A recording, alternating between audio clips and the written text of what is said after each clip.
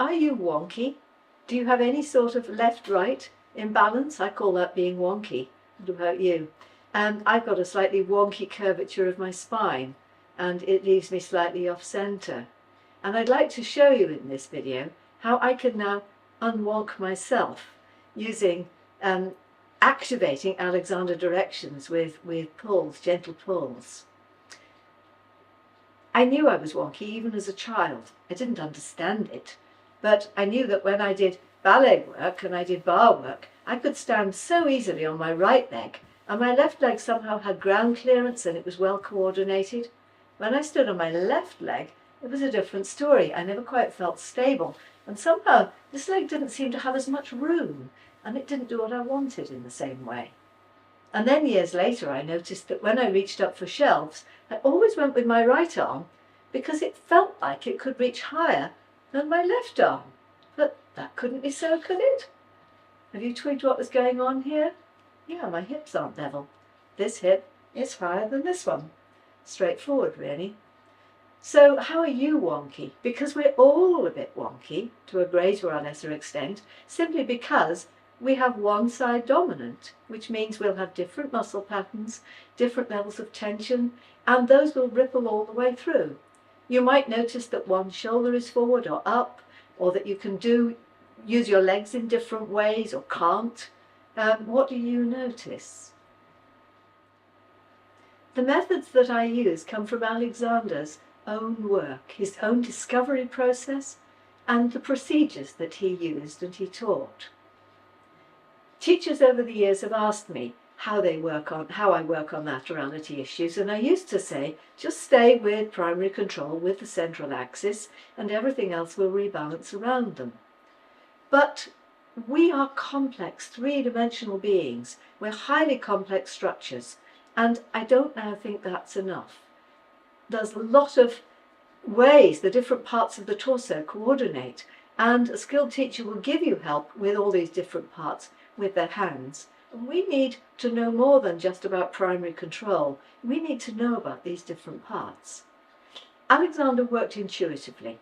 He would just look at a pupil, he would instinctively know where to put his hands would feel what was going on, and then he would send directions and balance them up. And I went through the classic training where again I learnt to work intuitively on pupils, just as my teachers had worked intuitively on me. But after my training, I went and worked with Miss Goldie, one of Alexander's very first teachers. She really sorted my wonkiness. She got me straight, she got me aligned and integrated like nobody had ever had.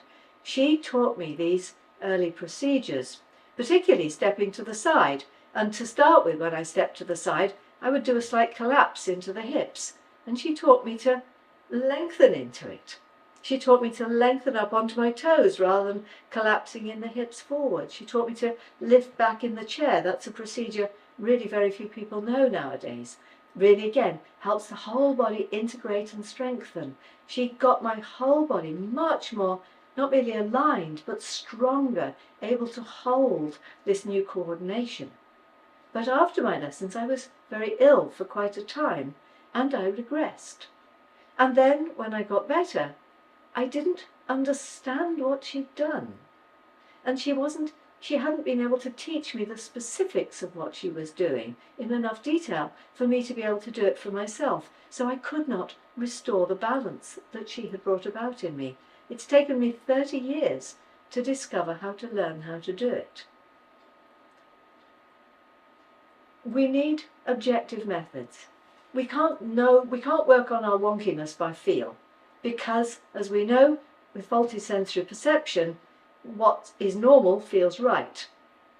We need more objective ways. Dr. Barlow, who was also trained by Alexander, he was a doctor, so he used to get his pupils to strip naked, stand in front of a grid, and he would take photographs of them and then assess their wonkiness.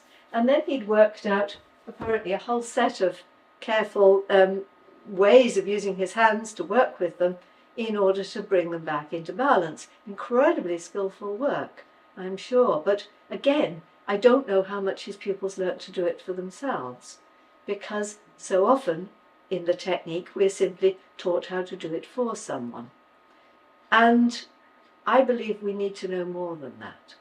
So the first place we need to start is self-assessment without stripping off. And I'm standing right now in front of this red pole, and I'm going to line it up so that the middle of my lower body is on the pole. And then let's look at where my head lies. And can you see that my nose is just off centre of where my head, of where that line is? If I let my arms fall, then actually this arm falls much further into the middle of the thigh. This falls on the outside of the thigh. You can see there's daylight here and not on this side. So you can see that somewhere along the line my body's actually veering off to the right. And then if I take my arms above my head, you can really see why I can reach out for shells with my right arm. The arms look long, the arm looks longer. If I then walk from there, my right leg tends to paddle out. And I know that when I lie down, my right foot falls out. So when I walk, again, it paddles out, and it does a sort of paddle. It doesn't feel like it quite connects to my body, whereas my left foot takes a much more direct line forwards. It feels integrated, it feels part of me. What do you notice about your body in that sort of way? And so we start to build up a picture of what's going on. I can also, we've worked out the wonkiness that way. I must be doing something like that. And somehow this side is falling out. And then what's happening up here?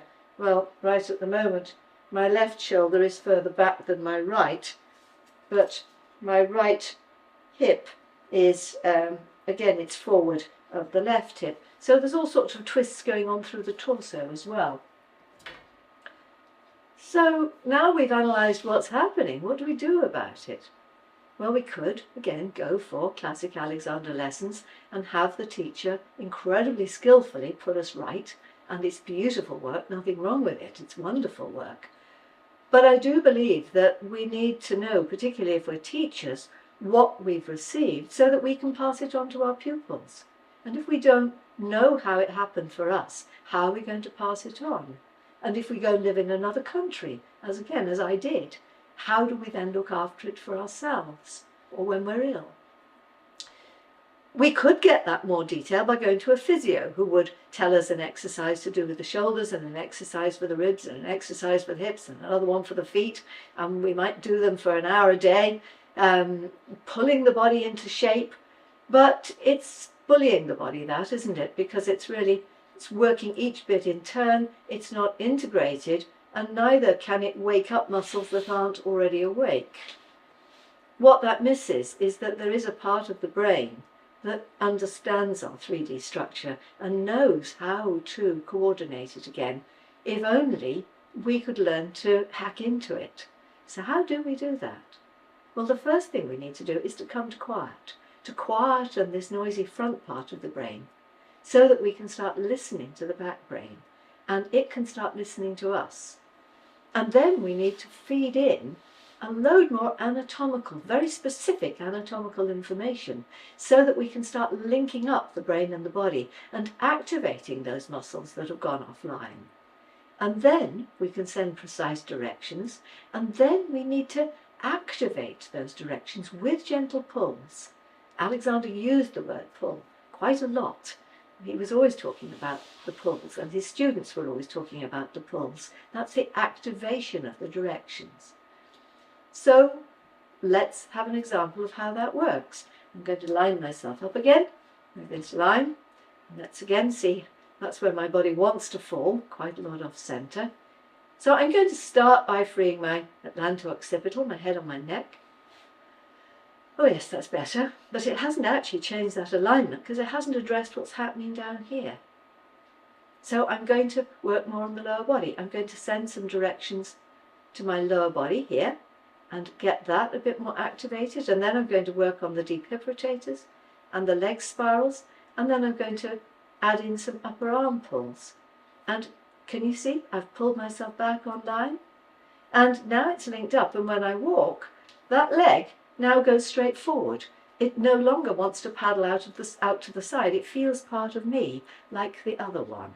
If I now put my hands above my head, they're linked up, they're level again, and to the side they fall in the same place.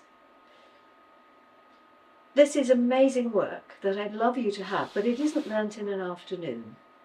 And the methods are mostly in my book, and this was published in March 2021, and since then I've worked with several hundred Alexander Technique teachers on this work, and we've done a lot of brainstorming on their particular wonky patterns, and the methods have refined. They're smoother, gentler even than are described in the book, and there are other methods that have come in as well, particularly even more methods to balance up the hips and get them working with the breathing and in a smoother integrative pattern. It's amazing work.